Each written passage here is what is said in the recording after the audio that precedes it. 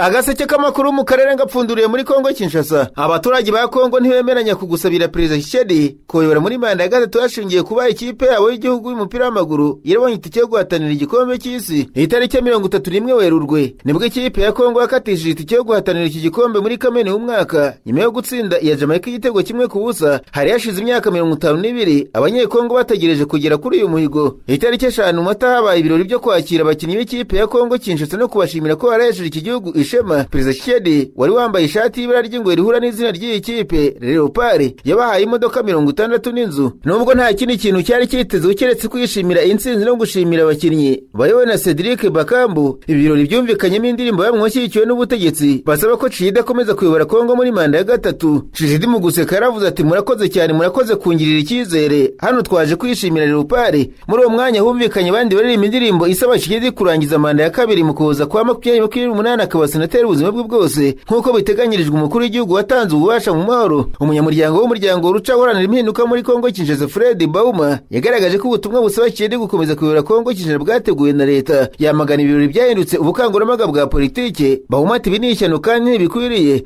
Leta ntigomba kwifashisha ibihe by'ubumwe bw'igihugu n'amafaranga y'igihugu mu kongerera imbaraga ubukangurambaga bunyuranyije n'amategeko bwa manda ya gatatu. Umunyapolitiki utavuga n'ubutegetsi muri Kongo Prince Penge yatangaje ko leta nta ruhare ifite mu ntsinzi y'ikipe y'igihugu ahubwo ko yikesheje gushyigikirwa n'abanyekongo bose muri rusange. Penge yagaragaje ko leta ya Kongo idakwiye kwigamba intsinzi mu gihe yatumye stade n'igihugu ifungwa ntishyireho irushanwa ryo guteza imbere impano z'abakiri bato. Shampiyona y'umupira w'amaguru mu gihugu yasubiye inyuma kandi abakinnyi bakiri imbere mu gihugu bari mu rubuga. Ingingo yo kongeza Tshisekedi manda imaze igihe igibwaho impaka muri Kongo, aho mu ishyaka UDPS riri ku butegetsi bagaragaza ko itegeko nshinga rigomba guhinduka. Uyu mukuru w'igihugu akarenza manda ebyiri kugira ngo bashe gusohoza ubutumwa we n'abanyekongo. Abarwanya ubutegetsi bwa Tshisekedi bamaganiye kuri ikibazo cya UDPS bamusaba kurangiza manda ze ebyiri akajya muri Sena nk'uko itegeko nshinga rya Kongo ribiteganya. Muri Werurwe y'umwaka Modeste Bahati Rukwebo wo mu Union Sacrée y'ubutegetsi nawe yagaragaje ko nta muntu ukwiye kurenza manda ebyiri nyuma y'ishyirwaho igitutu kugeza yeguye ku mwanya wa Vice Perezida wa Sena. Perezida wa Repubulika ya Demokarasi ya Kongo Kinshasa ariko kandi Félix Antoine Tshisekedi Tshilombo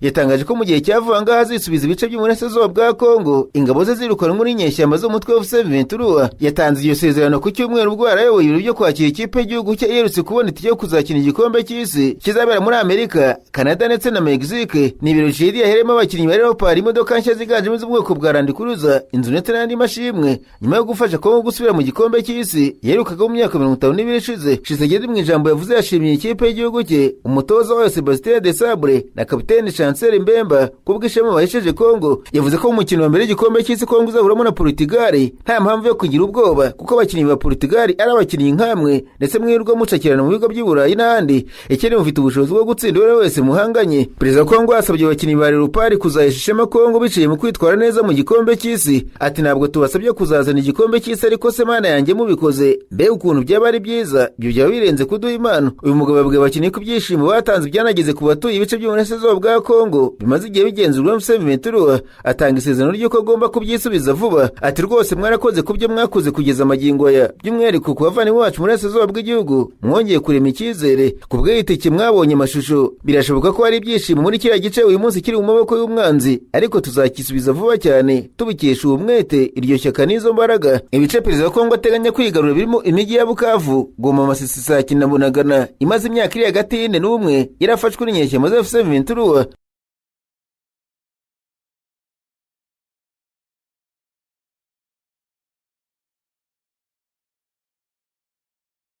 Perezida wa Kongo ariko kandi yahembye buri mukinnyi w'ikipe y'igihugu umupira w'amaguru nyuma yo gutsindira icyo gukina umukino w'igikombe cy'isi cy'umwaka itsinze Jamaica igitego kimwe ku busa. Amafoto yatangajwe n'ibiro bya Perezida wa Kongo agaragaza Perezida Tshisekedi yakira abakinnyi b'ikipe y'igihugu Leopard ku cyumweru mu murwa mukuru w'Kinshasa ubwo bari bageze mu gihugu. Itangazo rivuga ko mu rwego rwo gushimira ikipe yahaye buri mukinnyi inzu n'imodoka kubera gusubiza Kongo mu gikombe cy'isi yaherukaga muri 74. Radio na televiziyo bya leta byatangaje video igaragaza imodoka z'umukara n'umweru zo mu bwoko bwa Jeep 44 zahembwa abo bakinnyi. Kongo iri mu itsinda K ihuriyemo na Portugal, Uzbekistan ndetse na Colombia. Umukino wayo wa mbere uzawukina na Portugal tariki 16 Kamena uyu mwaka mu mukino w'igikombe cy'isi izabera muri Mexique, Canada na Leta Zunze za Amerika. Hanyuma ariko Repubulika ya Demokarasi ya Kongo yatangaje ko izakira by'agateganyo abimukira birukanwe mu masezerano yagiranye na Leta Zunze za Amerika nk'uko byatangajwe na guverinoma ku cyumweru. Yongera ko Washington izishyura amafaranga z'abagendaho kandi ko nta gahunda yo kubatuza burundu iteganijwe. Minisiteri y'itangazamakuru yavuze ko Kinshasa izakomeza kugenzura byuzuye abinjira igihe bazahamara kugenzura kugenzura, kubambura uruhushya rwo kuhaba by'agateganyo n'ibindi nk'uko amategeko biteganya. Itangazo ryashyizwe ahagaragara rivuga riti igihugu cyaranzwe cyane n'ibikorwa by'ubutabazi kandi kimaze kwakira ku butaka bwacyo abaturage b'ibihugu bitandukanye.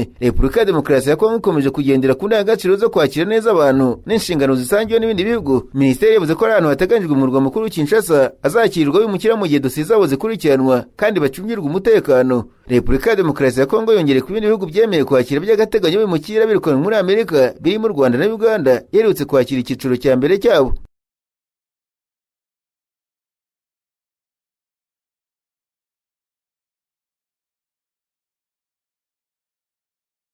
Naranganije amaso ibinyamakuru byandikirwa muri Kenya. Abanyamakuru bashyize amakaramu ku mpapuro barandika. Banditse ko ari perezida wa Kenya Uhuru Kenyatta avuga ko nta gahunda afite yo kuba muri politiki mu gihugu, ariko abasesenguzi bavuze ko yaba yaranze kujya mu kiruhuko nk'uwategetse igihugu imyaka 10, ahubwo bari gushyigikira itsinda rirwanya William Ruto wamusimbuye ngo rihitemo umuntu umwe bazashyigikira mu matora umwaka utaba mu birindure. Itariki ya mbere ukwezi kwa kane, ikinyamakuru ariko kandi kivuga ko Uhuru Kenyatta yajyaga mu muhango wo gushyingura yavuze ko adashaka kugira icyo avuga ngo hatagira ukeka ko ari we wahurije hamwe abarwanya ubutegetsi. Ikinyamakuru The East African yavuze ko umugabo wahoze ari perezida wa Kenya yaba ari mu mugambi wo gusabira uwamusimbuye manda imwe ashyigikira abamurwanya. Amakuru avuga ko Uhuru Kenyatta yaba ari mu bashaka guteza imbere icyitwa Zibera Umoja gishya kizashyigikira Kalonzo Musyoka wahoze ari visi perezida wa Kenya akazaba ari we ushyigikirwa n'abarwanya ubutegetsi umwaka utaha agahangana na William Ruto uzaba ushaka manda ya kabiri. Ikinyamakuru ariko kandi kivuga ko Uhuru Kenyatta yaba ari mu bashaka ko Fred Matiang'i wahoze ari umutoni muri guverinoma yasimbura Kalonzo akaba ari we umukandida umwe rukumbi ku mwanya wa perezida. Andi makuru kandi avuga ko Kenyatta yaba ari we uri inyuma y'umwe rijyane mu ishyaka UDM ashaka ko ricika intege n'irishyigikire William Ruto ko ryakabaye ryose. Ikinyamakuru The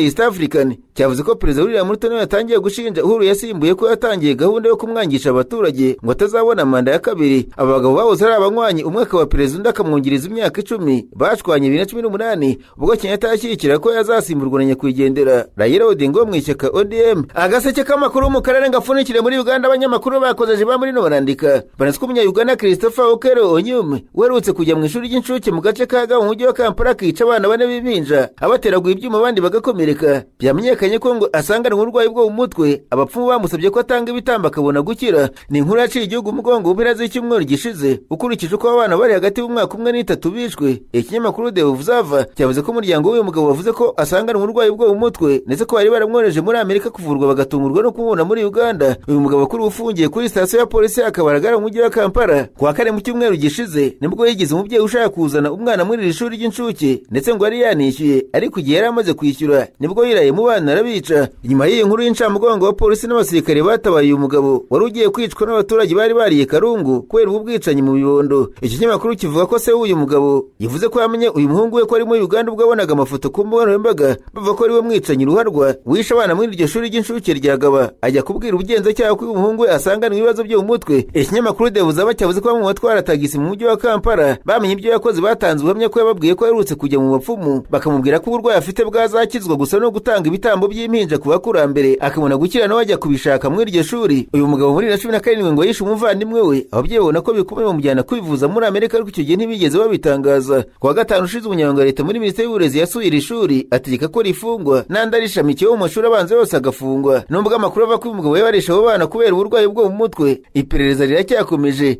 cyane ko bivuga ko akimara gufatwa yavuze ko niba namwica bitazabuza ubwicanyi nk'ubu gukorwa mu mashuri y'incuke muri Uganda.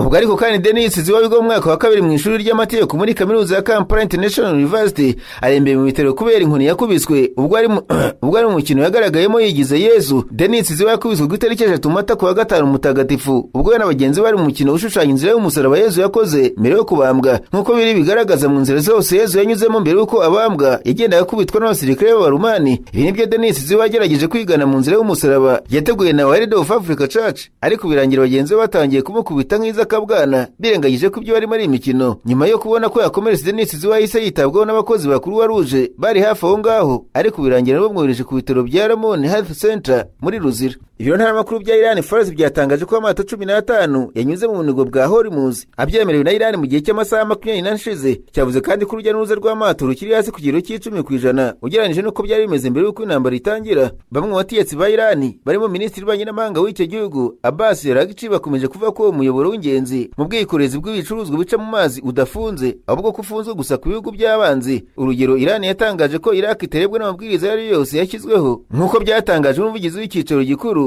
cya Katamu Al-Anbiya muri Iran. Hagati aho ngaho mu bategetsi bakuru muri Iran bagiye bavuga ko igihugu gishobora gutangira kwishyuza inzira amato yose aca muri ubu bunigo. Mbere yaho umwe mu biro bya perezida wa Iran yavuze ko ubunigo bwa Hormuz buzafungurwa bundi bushya igihe igice cy'amafaranga azava muri ayo mato kizakoreshwa mu kwishyura ibyangijwe byose n'intambara. Iran yaburiye ko hazabaho kwiyora mu buryo bushwanyaguza cyane kurushaho niba Amerika na Israel bigabye ibitero ku bikorwa bya gisivile byayo nk'uko byatangajwe n'igitangazamakuru cya leta ya Iran. Itangazo ry'umuvugizi w'ibiro bikuru by'ingabo za Iran bizwi nka Katamu Al-Anbiya Central Headquarters aravuga ati niba ibitero byongeye ku bikorwa bya gisivile, ibyiciro bikurikiyeho by'igitero cyacu n'ibikorwa byacu byo kwihorera bizaba bishwanyaguza cyane kurushaho kandi bigera ahantu henshi.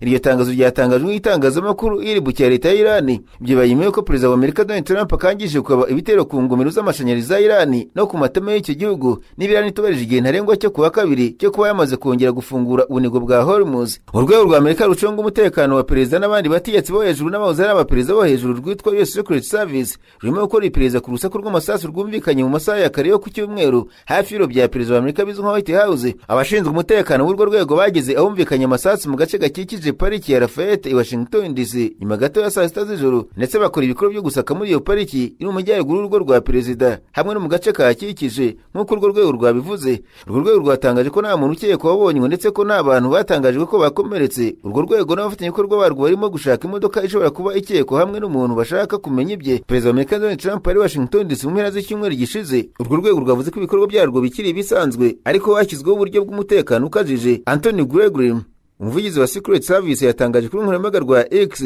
ko iperereza ryafunze imihanda imwe n'imwe muri ako gace ariko ubu yongeye gufungurwa. Uhagarariye Secret Service yahamije ko ku cyumweru n'umugoroba iperereza ryakomeje. Perezida yagumye mu murwa mukuru wa Amerika mu mpera z'icyumweru gishize aho kujya mu rugo rw'indege rw'Imarago muri leta ya Florida aho akenshi ubundi akunze kuba ari mu mpera z'icyumweru. Ubwo kandi uruganda Pepsi rwatangaje ko rwikuye mu baterankunga bakuru ba Wireless Festival izabera i London muri iyi mpeshyi nyuma y'amakuru avuga ko Kanye West azaririmbamo nk'umuhanzi mukuru mu minsi 3 y'icyo gikorwa. Uwo muraperi wo muri Amerika ubuze ku izina rya Ye yanenzwe kubera amagambo y'urwango ku Bayahudi yavuze mu myaka ishize aho yasabiye imbabazi mu kwezi kwa mbere w'umwaka. Mbere yaho minisitiri w'intebe w'Ubwongereza Keir Starmer yari yavuze ko biteye impungenge cyane kuba West ari uzaba uyoboye Wireless Festival. Mu magambo yabanje gutangazwa na Desani ku cyumweru, Keir yavuze ko West yatoranijwe nubwo yari yaravuze amagambo arwanya Abayahudi kandi agashyigikira Nazi. Minisitiri w'intebe ati kurwanya Abayahudi mu buryo ubwo ari bwo bwose ni ikintu kigayitse kandi kigomba kwamaganwa nta kudohoka. Aho cyaba kigaragariye hose buri wese afite inshingano zo gutuma Ubwongereza buhana Abayahudi bumva ko batekanye. West w'imyaka 48 yatangaje mu iki cyumweru nk'umuhanzi mukuru mu minsi yose uko ari 3 y'iserukiramuco rya rap and R&B rizabera mu majyaruguru y'Irandani muri Nyakanga.